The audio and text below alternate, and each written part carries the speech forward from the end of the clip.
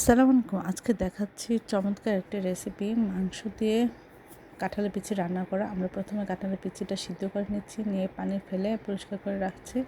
তারপর আমরা তেলের মধ্যে পেঁয়াজ, কাঁচামরিচ দিয়ে একটু ভেজে নিয়ে আমরা এর মধ্যে 2টা তেজপাতা, 2টা দারুচিনি আমি দিয়ে দিচ্ছি।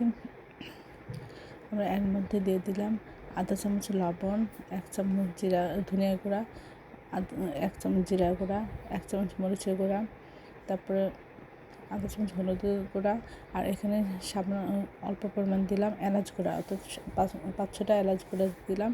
দিয়ে আমরা সব কিছু খুব ভালো করে কষিয়ে নিয়ে মাংসটা দিয়ে আমরা খুব ভালো করে কষিয়ে নিব। তারপরে এখানে দিয়েছি কাঁঠালের বিচি, দিয়ে খুব ভালো করে কষিয়ে নিয়ে আমরা ঝোল দিয়ে দিলাম।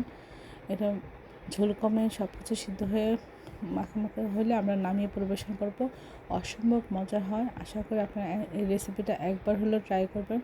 সবাই আমার চ্যানেলটি লাইক এবং শেয়ার দেবেন, সাবস্ক্রাইব করবেন এবং প্রিয়জনকে বেশি বেশি করে শেয়ার দেবেন।